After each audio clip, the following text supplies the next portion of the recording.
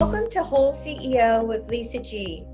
I'm the best-selling author of The Boss Weight Loss. I'm bringing you the top tips to be unstoppable. This is a once-in-a-lifetime opportunity to actually pull up a chair with today's top experts in weight loss, mindset, and business.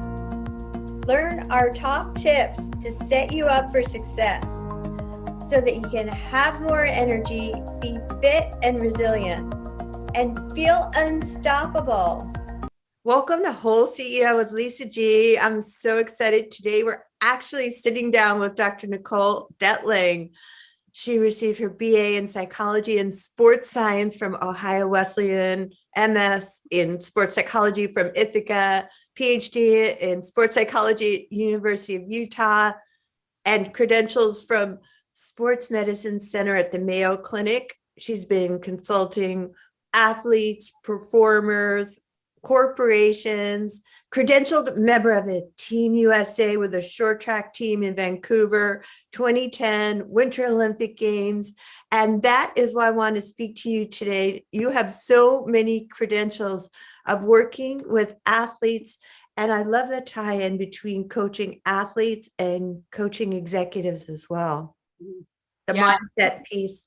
Yeah, thanks so much for having me on, Lisa. It's really great to be here. And I'm just excited to be able to talk to your audience and maybe give them some tips that's going to be helpful for them.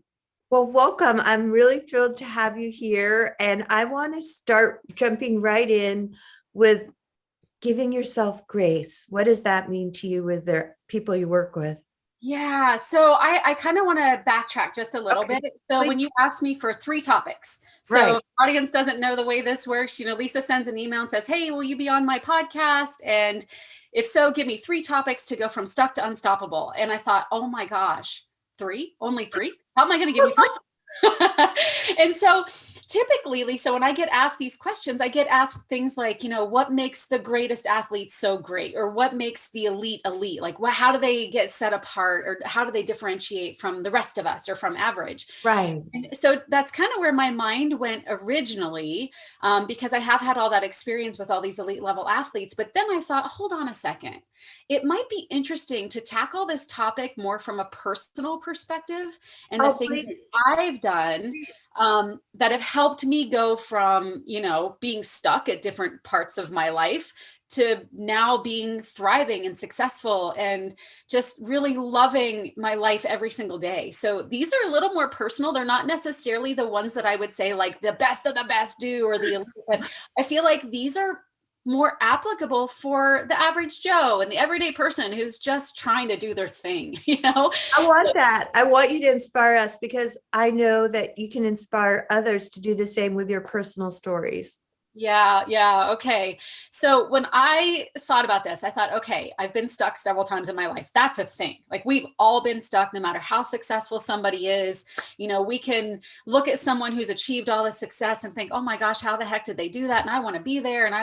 But I think something that's really good to recognize is that part of human nature is we all get stuck from time to time. No matter how good you are at what you do, no matter what it is that you do, no matter who you are, we all get stuck. Right. And so part of that first thing that I listed for you was, giving yourself grace. I think what I've recognized through my life is I am so much more gracious and forgiving and kinder to other people with their struggles and the things that they have going on in their lives than I am with myself often. And this happens within athletics too. We are all our own. Yes. We're so hard on ourselves, right? Yes, we are our own biggest critics, every single one of us. And the things that we say in our head, we would never say to somebody else. True. So true. I mean, I love that topic. Yeah. I mean, we beat ourselves up constantly. We do something. Yeah. Yes, we do something and we say, oh my gosh, I'm so stupid. What an idiot. Who would do those things? Like you're never going to make it. You're horrible. You look in the mirror and you point out all your flaws, all of these things. And yet if you had a best friend sitting right next to you, would you say those same things? Never. And so part of what I've recognized through my life is that when I get stuck, sometimes it's, through something that I've done. It's absolutely 100% my fault, my responsibility that I'm in that situation. And sometimes life just kind of hits me. It just happens and I get stuck. Right. So what I've recognized is that regardless of the reason that I'm stuck, if I can just give myself some grace, if I can say, you know what, it's okay that you're stuck. You don't like being stuck, but it's okay. And what are you going to do to get out of it? And so what I use all the time, I use a couple of phrases with the athletes that I work with. And the first one I use a lot is embrace the suck, which comes from the military, right? I love that. Yeah. Embrace the suck, but don't get stuck in the suck. And Yes. so it's like when you're in this difficult place in life, when you're stuck, when you're struggling, it is not only good for your mental health, but it's actually beneficial for you to be able to say, you know what, this sucks. Don't like where I am, right? I mean, you don't have to try to pretend that everything is great and, shoves things down and pretend that things they're going to be fine. And I just have to push through it. Like there's actually a lot of value for your mental health to just acknowledge that it sucks. This is happening right now. So you got to start with acknowledging it. Exactly. So acknowledge where you are, recognize it. You don't have to like it. It's okay to say this sucks. But what's not okay is to get stuck in the suck. And so doing things, taking action, a lot of times the way you get out of the suck is you just take action on one thing. Right. And sometimes that action is in the wrong direction, but at least you're moving. And movement, which can be literal physical movement sometimes, or just taking an action of some sort helps you move out of that suck. Because then all of a sudden, rather than you sitting and wallowing in the suck, you're taking control and you're doing something about it. And when you feel like you have control of a situation, you have more confidence, you're willing to take more risks, you're willing to put yourself out there. And so I think that's so valuable to recognize, like, I don't like where I am, I'm stuck, this sucks, right? Experience those emotions that come with it and then take an action. Just do one thing, start somewhere, one thing. And even if you have no idea where that's going to lead, take the first step. Even though you can't see the whole staircase, take the first step. I can't remember who that quote. Dr. Martin Luther King. I absolutely love yes. that. I love that quote. And thank you for touching upon the importance of not stuffing your feelings down, but actually taking an action, but actually feeling your feelings. And I know you've worked with so many amazing Olympic athletes, regular athletes, executives. How important is discipline? Oh, discipline is ridiculously important. I mean, and I want to kind of redefine that for you, because I think most people hear the word discipline and they think it's, every single day doing this at this time, doing this, like having it set and scheduled and you can't be flexible. And I don't really believe that that's necessarily the way that we all should be disciplined. Right. It certainly is a part of discipline. But in my mind, discipline is more about doing those things that need to be done to get to where you want to be. And, even if that's, let's say for your audience, a lot of them are working out or trying to lose weight. And how do they do that? Well, it's doing something every day. Maybe today you're so busy you can't get in your hour workout that you had planned, but can you walk around the block one time? Hey, that's something. That's part of discipline. I love discipline, being consistent with stuff. Yes, just that consistency. You're right. Maybe that's a better word for it than discipline, but really in my mind, it's more about what are your priorities and making sure that you are doing something in relationship to your priorities every single day. And another reason why I say doing something is I truly believe that all or something is better than all or nothing. And so we can do something every day. But I also, as a mom myself, and I spent 10 years as a single mom, and I have a kid who's autistic. And so just kind of trying to balance everything. That word balance to me is not an equal amount, but it's an appropriate amount every day. What's today look like? How can I maintain my priorities today? What can I do in relationship to whatever my priorities are today? And that's all or something rather than all or nothing. And some days you're hitting the nail on the head and it's perfect and everything's working. And other days you're like, man, I just got to survive the day. Oh my gosh. That's life. But you can still do something in that survival. If it's exercise, again, go for a walk around the block. That's something. Is it what you wanted to do? Maybe not, but it's better than nothing. All or something. And that kind of goes back to some of that grace stuff too. I actually got this phrase from it. Her name's Brie artist singer, but she goes by Betty Rocker. She has a bunch of workout Oh, I know programs. who she is. Yeah, awesome. Yeah, she always says, be FlawSome. Like, you are flawed and you are awesome. I So love that. FlawSome. And she has shirts she sells and everything. And I'm like, I love this. I absolutely love that idea of we are all flawed. And you know what? We're also all awesome. So just be your FlawSome self and own it and make those mistakes and just put yourself out there. And I love that mentality of just that discipline. Be FlawSome. Give yourself some grace. Be FlawSome. Like, it's great. We're flawed and we're awesome. And that's fantastic. Well, I know you also have worked with so many people that have high level definitions of success. And I want to know, what is your personal definition of success? Yeah, that's such a great question. So I identified it for myself many years ago. And to me, it's kind of the way I spell success is AUTONOMY. It's autonomy. I love it. It's my freedom, it's my independence, it's the autonomy to make my own decisions, which is why being an entrepreneur and having my own practice really works well for me, because I learned a long time ago, I'm not a very good employee. I'll just be out there. I'll be honest, I'm going to do things the way I want to do them because I know that works for me. And if it doesn't work within the system, we're going to have a problem. So I've had a lot of problems through the years, working for other people. And I just realized over the course of time that where I achieve my success and when I'm at my best self is when I'm autonomous and I'm making my own decisions and I'm choosing who I work with and when I work. And if I want to go on vacation, I go on vacation, right? I just make those decisions. And so what's interesting, Lisa, is I have had, over the years, I've been very fortunate, and it's been very flattering that I've had a number of professional teams call me up and say, hey, would you be interested in working with us? And every single time I've said, maybe. Yeah, maybe. I don't know. We'll see. And so I've gone through the interview processes. I've gone, all along the way. And at the end, I was never offered one of those full-time jobs with a team. I was always like, it'd be down to me and one other person, and they'd offer it to the other person, like every single time. And what I realized is that, initially I'd be really disappointed about it, but then there was always this sense of relief afterwards. Even if I felt like this is the perfect job for me, oh my gosh, I really want this, I would still have this weird sense of relief that I wasn't offered the job. And so I had to start paying attention to that. Like, what is that? Why am I relieved? And I realized over the course of time, it's because, one, I'm not the kind of person to put all my eggs in one basket. And the way it works in pro sports is you're here one day and gone the next, and there may not even be a good reason for it. But again, going back to my days as a single mom, it was my responsibility to take care of those kids, and I had to have an income. Not having an income was not an option. And so I have all these contracts with all these different teams. And so when one goes away, which it always does, it's okay. I can still pay my bills.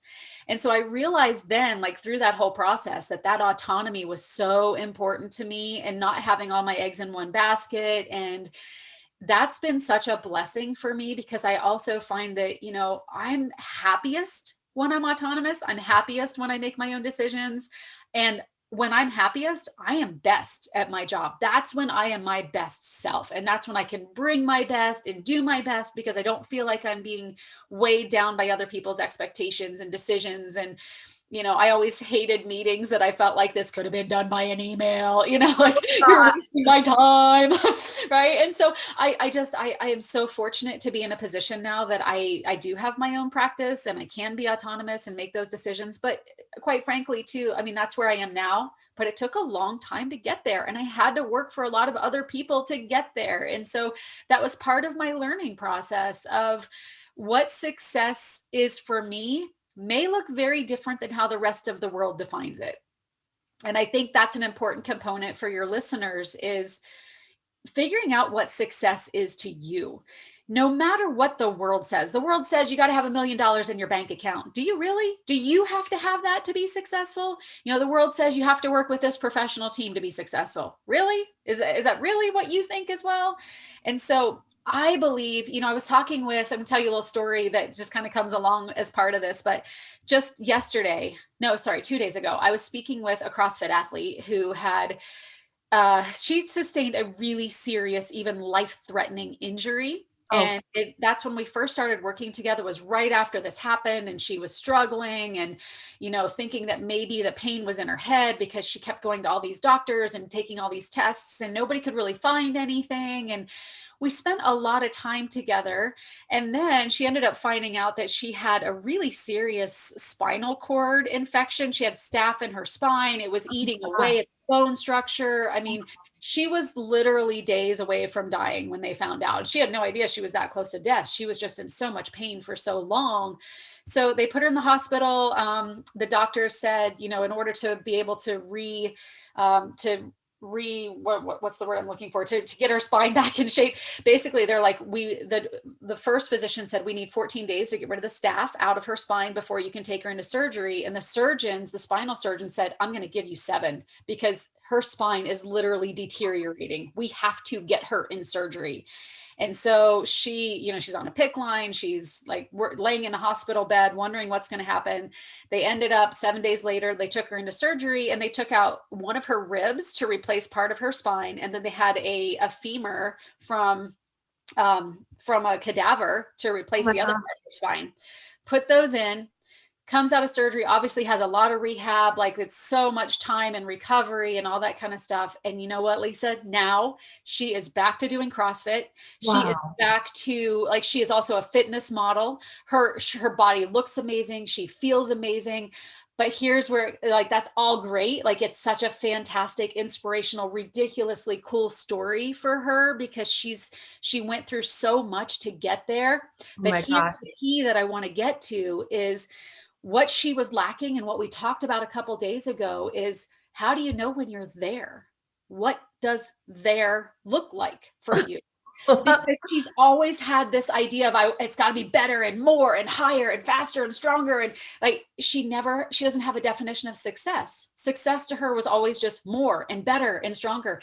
And that, as you know, can lead into very detrimental habits where you push through injuries physically, or perhaps you get a little too focused on your nutrition and then you develop disordered eating, and then perhaps an Right. eating disorder. And we can go too far if we Right. don't have that definition of success. And so that's what I spent a lot of time with her on, is let's really define this for you.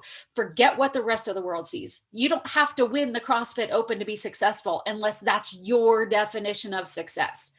Who cares what everybody else says? Let's define it for you.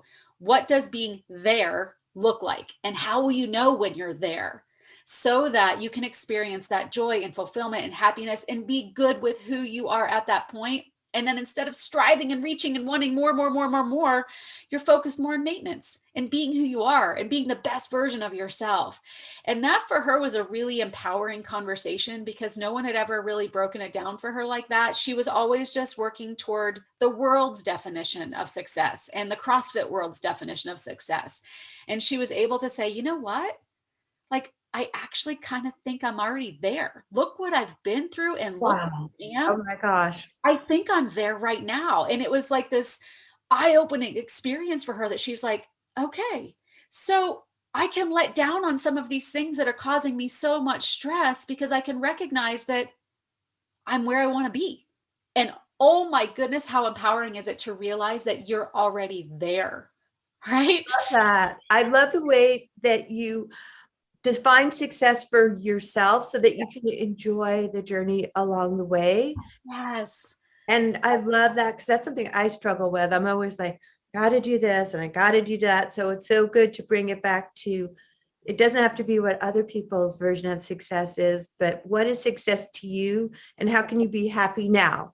And just Yes. take the steps towards your goals. And I also just wanted to touch upon the fact of, you said that you listen to your gut. How important is that when you were wanting to like go for these jobs and then you felt relieved afterwards? How important is that for being unstoppable to really listen to your gut? I think it's so much more important than we give it credit for. I think we know what we want in this life and we know who we are. And when we really truly tap into those pieces of ourselves, if we listen to ourselves, we know. And so if we're able to pull back from what the world says and what the world's expectations are, we're like, we can find happiness and fulfillment. It's right there in front of us if we just pay a little bit more attention to it. And so I think a lot of times listening to your gut is something that we don't do enough of. I mean, how many times have people been in bad relationships and their gut told them to get out of it? Yeah, right. We can probably all and their gut's like, you gotta go, you gotta go, you gotta go. And your head's like, oh, I don't know, I don't know, I don't know. Right. I mean, so that's a stuck thing for me. I've been there. I feel that suck of that stuck. And it's like, there's society's version of what you should have. And then if you really listen, yeah. And so I promote like listening to your gut and working to achieve your success, whatever that looks like, wherever you are at this point in your life. I have some friends who are feeling the pressure of having kids, but they're not sure they want kids. And that's conversation I've had with them is don't let the world tell you you have to have kids or that you don't have to have kids. You get to decide that. You decide for you what's best for you. And that's the right answer. And so I think a lot of times, finding success for ourselves and finding our own answer is really valuable just for quality of life. Just, I talk about I just like to help people do life a little bit better. If we could all do life a little bit better, the world's a much better place, right? And so if you can just, the people who are listening to this, just really work on defining success for you. What does that look like? And then what action steps do you want to start taking to get there? Or if you're already there, to maintain it. And don't let everybody else tell you what you should be or you should do. Find it for yourself. Listen to your gut. Be disciplined on your way to getting there and give yourself some grace because you're going to fall short. You're going to get stuck. I talk about at some point it hits the fan. It always does. It's not the fact that it hits the fan that matters. It's what you do next. And the reality is, as long as you're still alive, something else is coming your way. It's going to hit the fan again. Sometimes you see it coming. Sometimes it smacks you in the middle, in the middle of the face and you didn't even see it. It's coming. But it's how you respond to it that matters. And so give yourself some grace, be FlawSome, right? Embrace the suck, don't get stuck in the suck. And life can actually be pretty dang good. Oh, thank you for letting us know how to do life a little bit better. Nicole Detling, you are a freaking phenomenon. Thank you. Amazing determination and guts and just inspiration. So where can people find you? Yeah, thank you. So our website is headstrongconsulting.com. And our company at HeadStrong Team, you follow us on Facebook, Instagram, Twitter, even TikTok at HeadStrong Team. And then my personal is at HeadStrong Doc, DOC, Doctor, HeadStrong Doc. And then we also have our own podcast. It's called Becoming Headstrong. And you can find that wherever you get your podcasts. And so we'd love some more listeners there as well. And all of our podcast episodes, they're less than 10 minutes. It's quick tips and tricks on how to be more mentally tough. So you might find some good stuff in there. Well, thanks, Dr. Nicole Detling. Yeah, thanks for having me, Lisa.